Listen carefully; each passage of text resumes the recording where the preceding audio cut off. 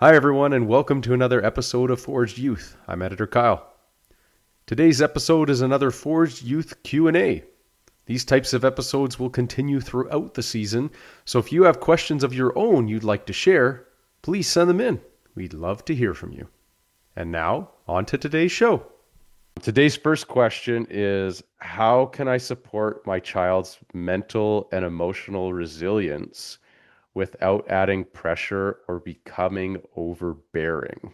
I think another word we're looking for there is without being a helicopter parent, maybe? Yeah, totally. Yeah. What a great question. And the first thing that came to my mind was an episode on the podcast where I got to talk to a Canadian Olympic cyclist's parents. And I got to talk to them about what was it like to raise an Olympian and to support him in a way that really did facilitate him being able to go the distance with his sport and continue to go the distance in his sport. And so my answer to this one comes from my own experience from coaching and helping youth athletes and their parents, but also from what I learned from that conversation. And so um, check out that podcast episode when it launches. I'm not sure if it's going to be out or not when this one is out, but it definitely will have answers for the parents looking to do this. And now I'll dive into the answer because that was long-winded. You were I just stalling. You were stalling I'm now. sorry. I'm thinking. I'm thinking. No, one of the most important pieces to building your kids' resilience is actually one of the hardest things to do as a parent. And that is literally to step back and allow them to take responsibility. And as parents, especially parents in like our kind of generation, it went from like parents being completely disconnected from their kids and like everything that was going on in their lives to all of a sudden the pendulum swung to we want to be involved in every aspect and we're on the sidelines and we're trying to coach even though we're not the coach or we're carrying the kids' equipment onto the field for them or packing their lunches and like all of these things. And we as parents are doing it with the best intentions because we care about our kid and we want them to see that we love and support them in their sport. However, by doing that, you are doing a couple of things. You're becoming overbearing in a way that the kid forgets that they're playing the sport for themselves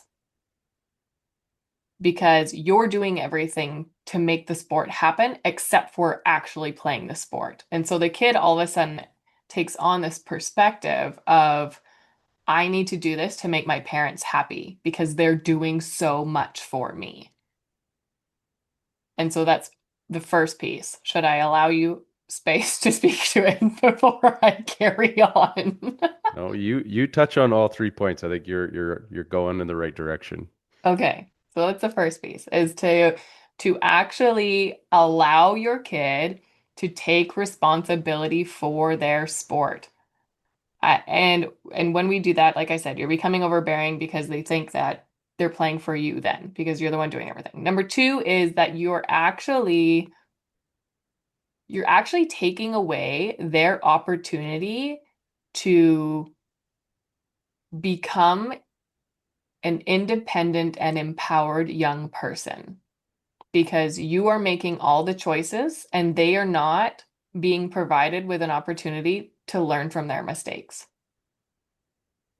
And learning from mistakes sucks. We all know. As part of the reason why we're trying to not let our kids learn from mistakes. But at the end of the day, if they forgot their water bottle, then they forgot their water bottle and they don't, like, that's it. You don't need to make an extra trip and go home and get their water bottle for them because then they're going to forget it again. They're not going to become responsible and empowered in making their own choices and preparing themselves to do well at their own sport. And the third piece is when we as parents step in and try and what I think in our own heads, we're trying to remove some of the pressure by, like, let's say, talking to a coach on behalf of our kid. What we're actually doing in that instance is taking away the opportunity for our kids to have agency in their own life and be able to advocate for themselves. And so it's a really cool thing that sport does, is that when we as parents just show up and provide an environment that is supportive, which means that we've got healthy food in our fridge and we drive to practices and we go, good job. Did you do your best? Or, oh, you're struggling with that. Okay, have you talked to your coach about it yet? Well, no, can you? No, it's your job to talk to your coach, but how about we role play right now a little bit? I'm your coach. You talk to me. What are you going to say? And you can help them figure out how to approach a difficult situation, right? Or provide a checklist of things that need to be in the sports bag. And then it's up to them to go through the list to make sure that everything's in the bag before they go, Hmm. right? So how can you support your child's mental and emotional resilience without adding pressure? It's actually stepping back, because our role as parents when it comes to sports is to create that healthy and safe environment for our kid to show up and work hard and make mistakes and come home and know that it doesn't matter that they've made mistakes at practice or that they missed the game-winning shot or whatever. And our job is to cheer. That's Yeah. a few of the things that I have to say about that. Yeah, I mean, to me, I think the biggest piece to that is responsibility.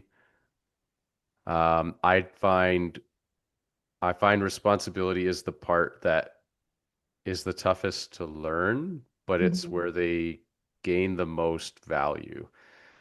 Um, like you said, a good example is that if your kid wants you to say something to your coach, you offer them the responsibility to say, well, you could go ask them.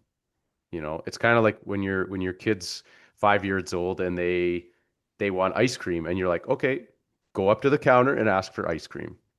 Dad or mom will pay for the ice cream, but you need to go and ask, Mm. right? They're all like part of the same process for trying to learn, but I think that responsibility also will tell you what kind of a kid you have or what kind of additional support they might need to get to, feeling confident in having that responsibility, right? And I Mhm. think it's different from playing on a team to being like an individual athlete, because the responsibility as an individual in an individual sport is like all on you almost all the time, right? Because, you know, I think Michael Phelps is a good example where it's like he talks a lot about what he had to do, and where it was like he had the responsibility, like if this is what he wants, he needs to be in the pool this many times a day.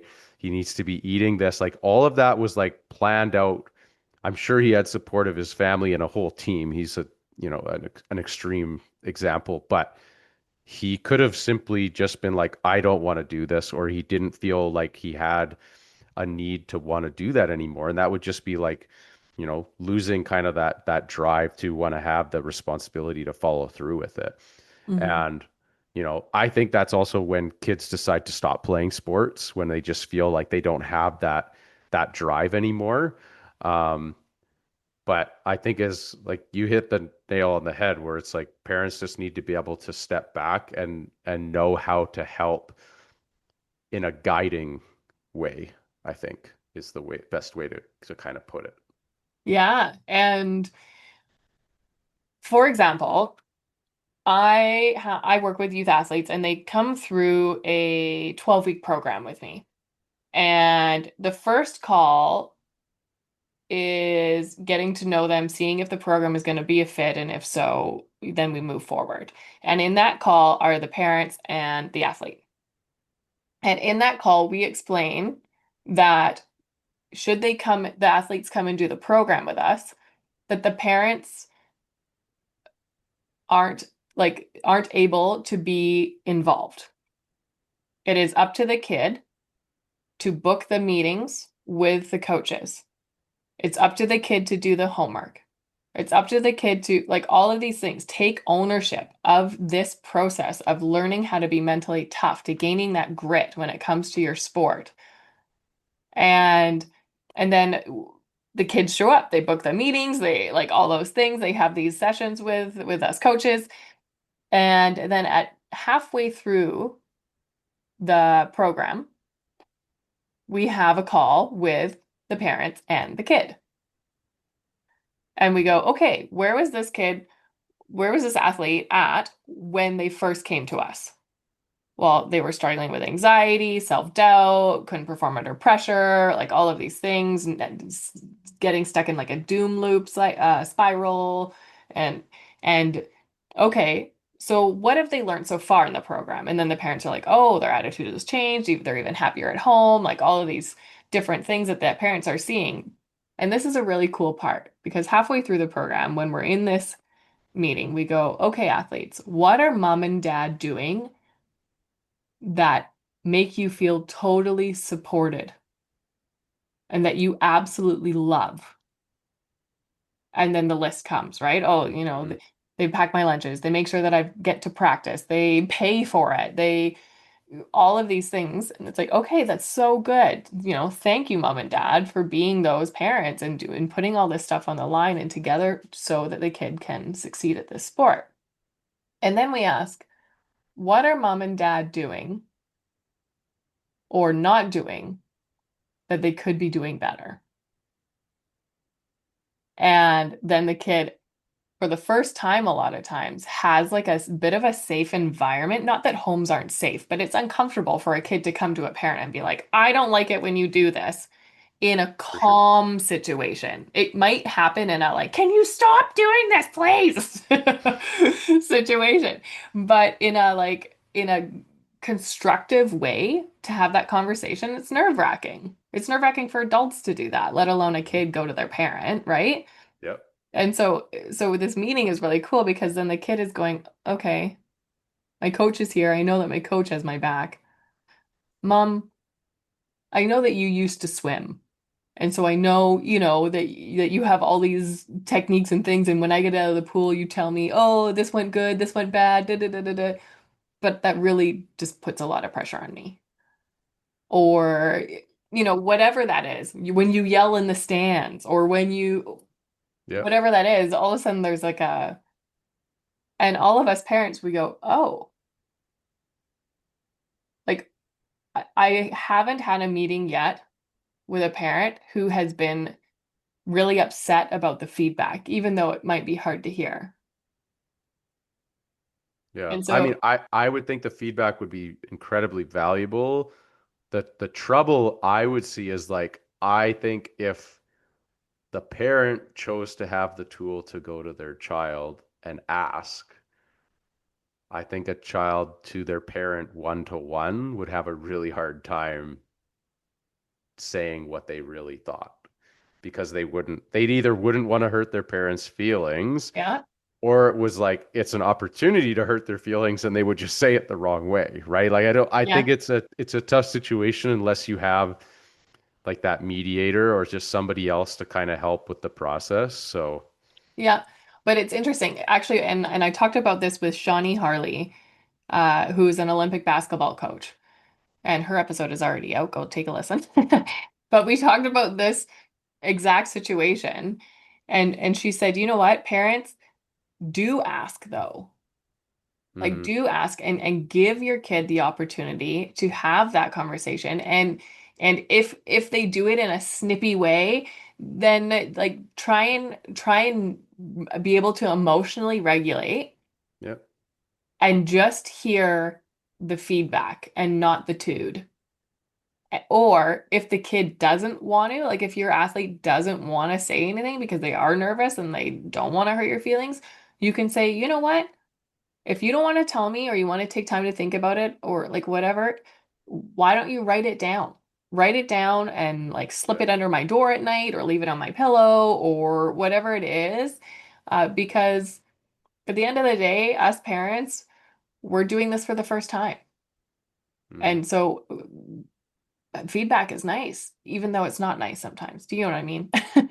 I do.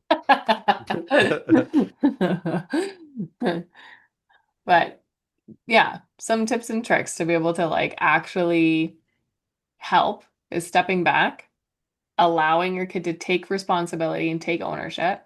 Okay. And that's the other thing. The last meeting, I wanted to get to this part. The last meeting is like the graduation from this program. And so that's the last meeting, and the parents are in that one too. So in the first, the middle, and the Right. last.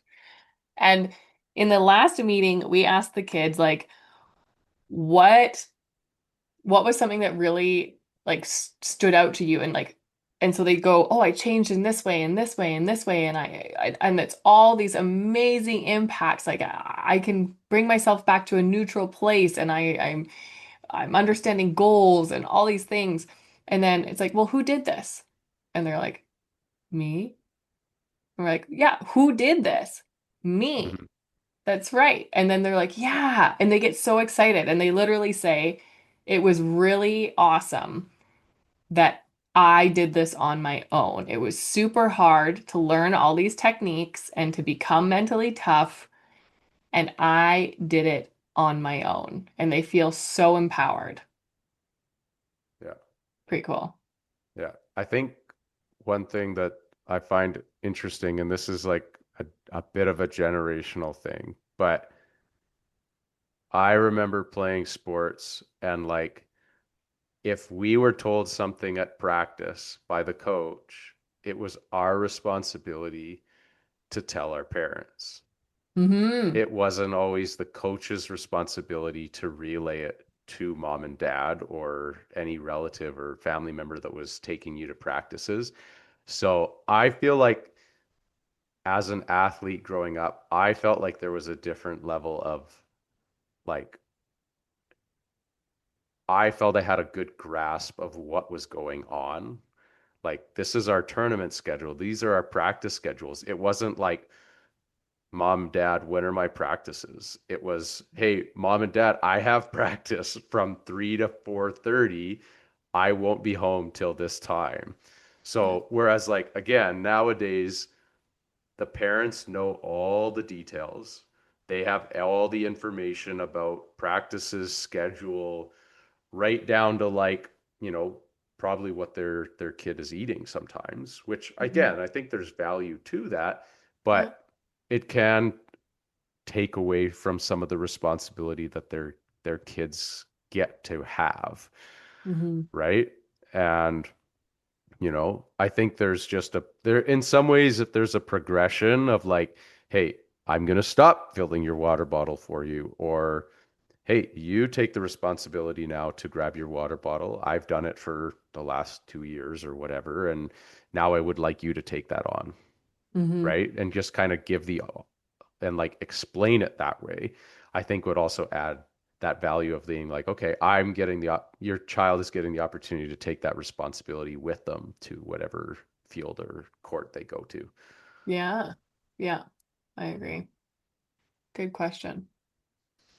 All right. So this next one, I would say has some similarities to it, but what should I look for when it comes to burnout, stress, or mental fatigue in my athlete, and how can I help prevent it? And let's say put a coach's hat on or even a parent hat. We're both parents. Hmm. What's even the difference between those two thought processes, you could say? When I think about this for a second. Yeah, just sit into it a little Yeah. bit. But Burnout is a real thing. It is such a real thing. Like I remember when we played, I think I maybe had 2 weeks off a year. Like it right. was insane.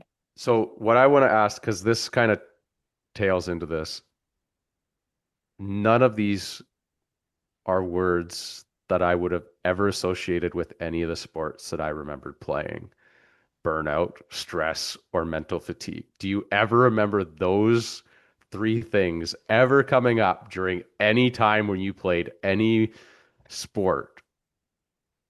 No, I don't, but I don't think that that was necessarily a good thing. I would agree. I just think Yeah. it's so interesting that like Yes. these are such big topics now. I mean, I Yes. have a book that's about a cure for burnout, and like, though like stress is a big thing, mental fatigue is so Yeah. widely talked about now in very different ways. Like there's so many different directions to go with mental fatigue and kind of what it taps into, but Yeah. it's wild to look at this question and to see like three things that none of us would have ever thought of when we were Mhm. playing. We can look at it more now, Yeah. but a lot harder to do when we were actually in it. Yeah. Oh, yeah, totally. Because, like, yeah, 2 weeks, like, I would play high school, club, provincial team, indoor, provincial team, beach, school. And then over like spring break and Christmas break, there were camps. Yep. And in summer, there was also camps. And Yep. so it was just all the time. And then strength and conditioning and then mental strength, like boom, boom, boom, boom, boom, boom, right? And so I get it. And it was a real thing. It is a real thing. And I almost think, honestly, I almost think it's more so a real thing now with the amount of pressure that is on young athletes. I don't know. Maybe it is just because we're talking, who knows, chicken or egg, right? Like, is there more because we're talking about it, or is there I think it's more competitive. Yeah. So in every sport, I think it's more competitive, Hmm. um, because of the ability to get private training, additional training, all these extra add-ons, Hmm. you know, that are an advantage. If you are a top swimmer and you chose to try to train like Michael Phelps, Yeah. you'd have to do and try to do all the things that he did. And that includes some form of mental training and toughness and, physically training and sacrificing all these things. And Hmm. I think that's part of what it comes down to is like, are you willing to sacrifice, you know, summer summer vacation where you don't do much and just Hmm. enjoy it and relax? Or is it, I'm sacrificing that to get in the gym, go to camps, go to clinics, get private training, whatever it is that you feel might give you that advantage in your sport? And the reality is that all the other kids are doing that. So if you're not doing that, I think there's a pressure that these kids feel that's Yeah. like, all these people around me, we're all doing the same sport, but all these kids are getting better or they're all trying to do that. They're Hmm. trying to climb this mountain and trying to get to the top. And if I choose not to do something, I'm going to stay down here. I'm just going to stay at base camp and I'm never going to make that jump to the next level. Yeah, well, that's really, look at you're talking about that. I'm just getting stressed out listening. I'm getting freaking stressed out listening to you, Kyle. It makes me want to turn back the clock and Oh do it my God, again. no, no. But I think as parents, how can we manage burnout and stress and mental fatigue is by go like I'm going to reroute back to the environment. What is your home environment like? Because that is what is within your control to help support your kid. So burnout, stress, like how are they sleeping? Are they hydrating? What kind of food is in your fridge? Hmm. And are you supporting them in their choice to like you were saying, give up some of those social things? And I talked quite deeply about this with Tyler Rourke, who is the Olympic cyclist. Hmm. And and I talked about because I think he's 23, maybe 24. We'll say mid 20s. Mid 20s, mid early to mid 20s. And we talked quite a lot about this, about what is it like to actually go the distance as a young guy? And what did you have to give up? And how do you not burn out? And he said, you know what? my passion and my like fire for this sport is so great that when I am in my moments of training and like it is my lifestyle, that Yeah. I'm so invested into that and I give it 110% so that like I give my recovery 100, I take care of myself, my body, like all those things, but I still make sure that I do have time with like social. And Right. because of the amount of investment and intention that he puts into his sport and the way that he lives his life in order to be the athlete that he is, it means that when he is out with his friends, he guilt-free enjoys himself and really is intentional in those moments to be present. Does Hmm. that make sense? I think so. We talked about this a little while ago about what I've been trying to do, which is like I've been either running or walking or just getting out more and doing more of that. And so I've also been seeing way more of that stuff on Instagram, and I've come across triathlon athletes and all this stuff. And one of the biggest things that they consistently talk about is that you have to give up a lot to train Hmm. in that environment and to get to that level because there's so much that's required to um, prepare your body for what you might do in a triathlon or an Ironman or ultra run or any of those extreme sports. And the reality is that every sport kind of has that extreme if you choose to go that distance. And it requires that sacrifice where, like, hey, your friend wants to go and have a drink, and you're like, hey, I'm actually running tomorrow morning at 4 a.m. and I need to go to bed. Like, I need to properly prepare for it so that I can get the most out of it that I can. Hmm. And, I think, um, when I think to burnout or stress or, fatigue in some way, whether it's physical or mental, it's also just being able to understand your kid Hmm. or yourself, like your own body, depending on who's in it, to be able to say, what do I need? Because the social piece is important for sure, but your social need might be different than mine. And if we asked five other people, it might be the same, like completely different thought processes, right? Yeah. Maybe they have a dog and that's their social, and like that's totally fine, Yeah. right? Because they maybe don't even prefer to be out in those social environments. And your kid could be that way too. And if Yeah. that's something that you learn about your child and and figure that out, then they're probably less likely to burn out on something that is social because Hmm. it's not something they're going to want to do or put themselves in front of very often. Yeah. And I th there's two things that I want to say. The first thing is, have you asked your kid? Like, have you asked your athlete, you know, these are some things that I'm seeing, and I want to support you in still finding joy in your sport. How can I help you do that? Because I know that you love this, and I know that you're working really hard, and I know that you have big goals, but I also want you to enjoy yourself because when you have fun in your sport, you do better. Mm-hmm. And just ask them Yeah. because maybe they know. And if they don't know, then say, okay, well, maybe let's get curious together and come up with some different ideas that might be fun. Yeah, or it goes back to that first question, which is like it provides them the responsibility to Yeah. decide what they Yeah. want and Gives what them they, agency. you know, if a big goal is to make the Olympics for Yeah. whatever sport they choose to want to be in, Yeah. and they realize the sacrifice, or they see like a profile when they do profiles on athletes in the Olympics. And I remember seeing those as a kid and being like, that would be cool. Like, Yeah. but you learn about their sacrifice and what they did and what their story is to get there. And it's Yeah. not easy. It never is, right? None of the stories that, either one of us could tell about our playing careers made was easy. No. There were a lot of things that we sacrificed or put a lot of time and effort to make them a reality, Yeah. right?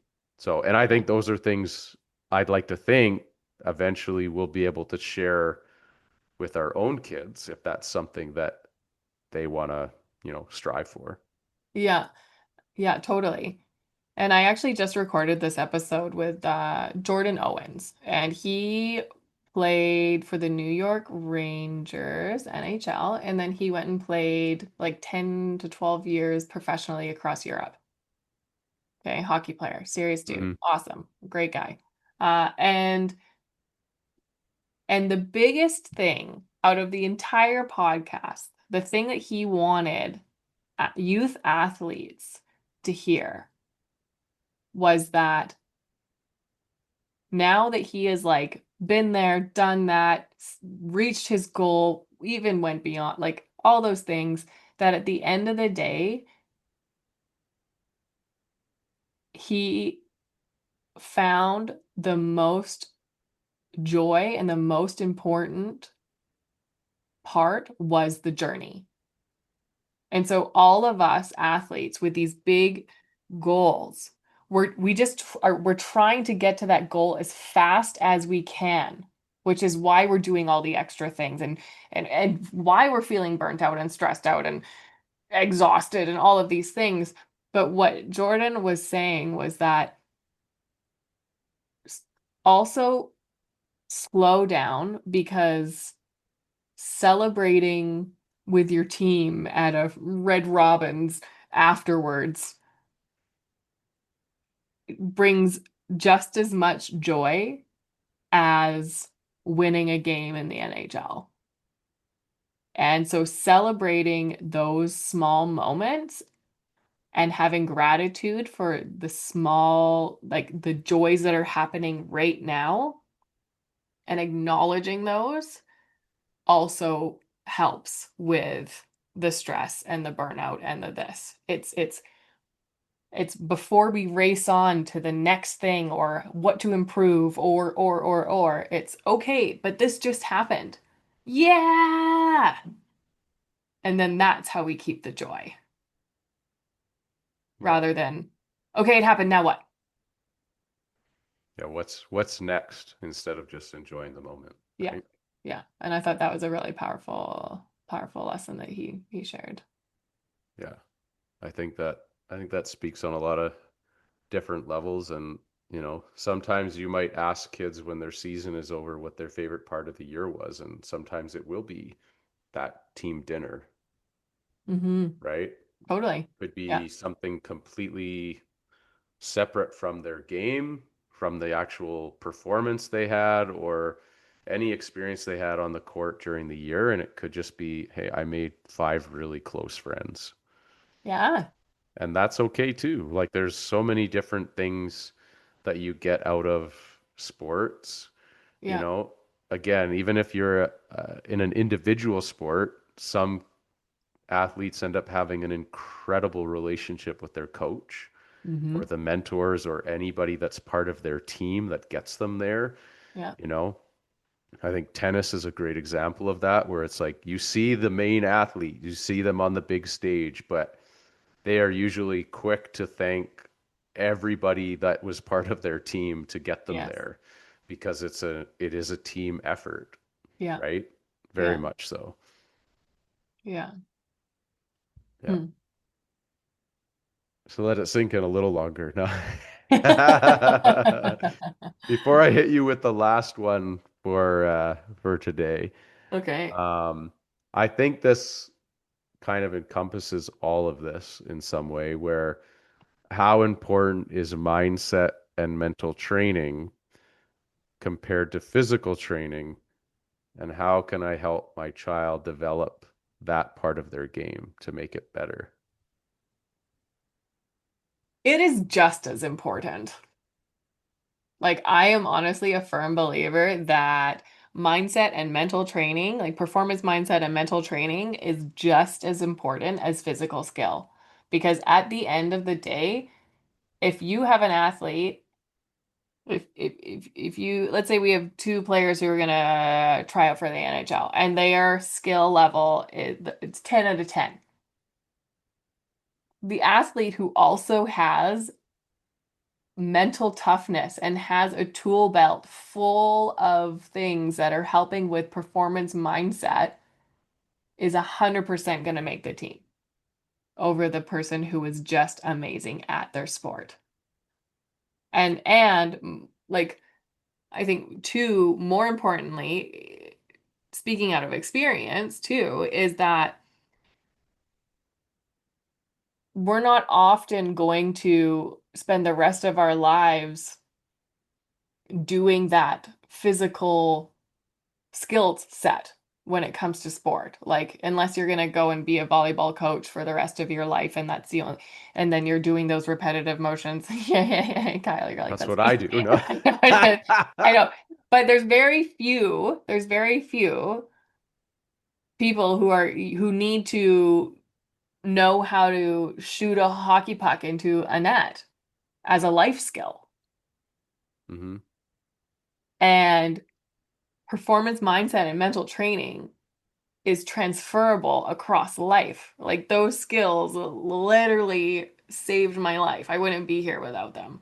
And I use them on the daily as a podcast host, as a boss, as a partner, as a mom, like whatever that looks like. I use those skills every single day to enhance my life and to keep me sane and people around me sane. Right? So that's why in my mind you can tell I'm very passionate about this. It is 100% just as important. And I think this also leads back to the burnout piece because if your kid is getting burnt out because they're going to like two-a-day practices and strength and conditioning and coaching and all of these things physically, there is a lot of power behind allowing their physical body to rest and switching on the workout to the mind because it's a muscle too that we need to work out. These like mindset techniques aren't something that you just learn once and then okay, it's no, you learn the technique and then you have to spend time practicing it, just like everything else. Yeah. I think, a big shift in the sports world is that not only is it just globally more talked about to do that, but the coaches, the trainers, all the people that are like guiding athletes are very much more aware of these tools or the importance of it. Um, I still, in some ways, believe that from a mental or physical standpoint, there are some athletes that naturally are just gifted in those Hmm. areas too. Mm-hmm.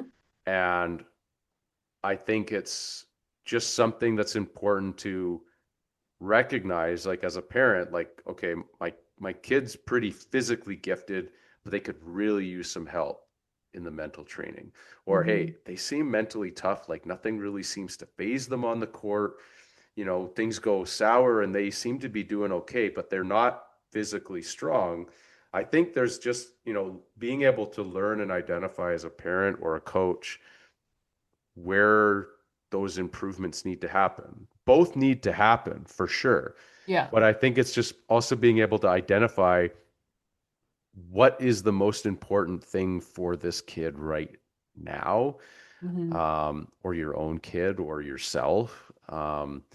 Because, you know, the mental training or the physical training might not be something you're able to do both of. You might have to pick one for right Yeah. now because that's all you're able to focus on, or the thought of that, like we were just saying, the thought of that stresses you out or burns you out to be like, that's so much. I need to physically train and a mental train, like that's a lot, right? So if that's the reaction, mental training is probably the way to go.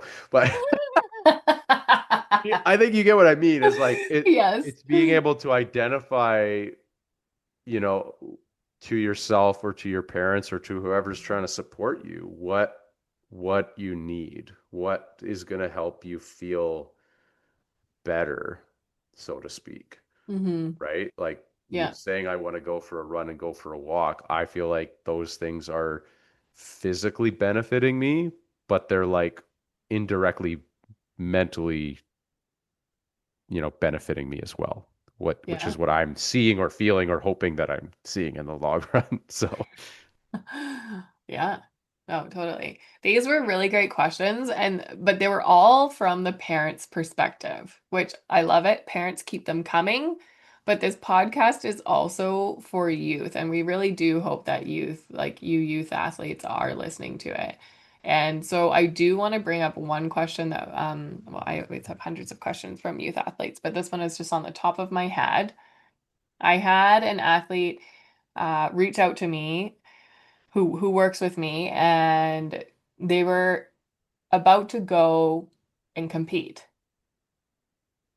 And they were feeling super anxious in their head, just couldn't get out of it.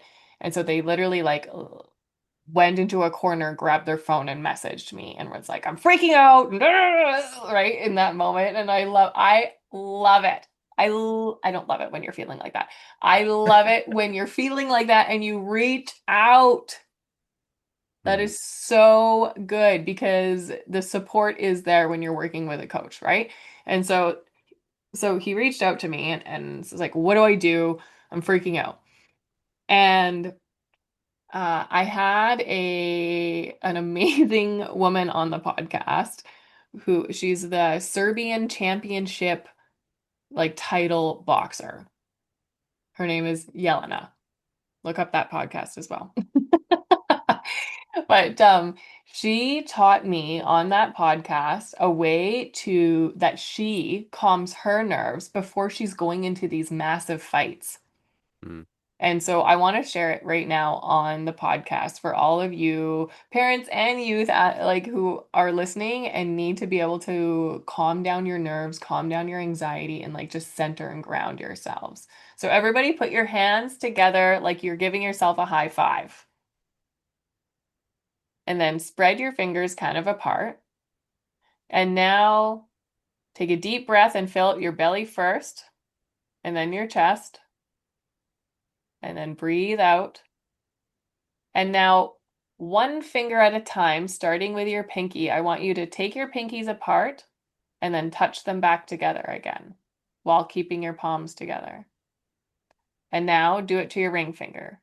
Pull them apart and back together. Your middle fingers, pull them apart and back together. Pointer fingers, pull them apart, back together. Thumbs, pull them apart and back together. And while you're doing this, in your anxious state, you're doing your breathing and you're pulling those fingertips apart and putting them together one at a time. Listen and see what you can hear.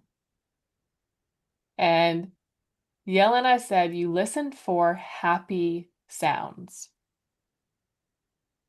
And I was like, okay. Like in my head, happy sounds are nature. Like where's the waterfall and birds chirping inside a gym where you're about to go box somebody? I'm not quite sure. And she laughed. And she said, no. She said, the sound of shoes squeaking. That's the sound of somebody warming up to go and accomplish their goals. The sound of somebody's coach talking to them because they're getting support and feedback that they need. And so she changed those, all the sounds in her environment to create some sort of tag of happy on them. And between doing that and doing the fingertips apart and together, her anxiety drops away and she becomes totally connected and ready to step into the ring and fight. And she wins all the time. So you guys, it works. It's a knockout. Literally. She's so badass. But so I just wanted to leave this podcast off with that because it's like it's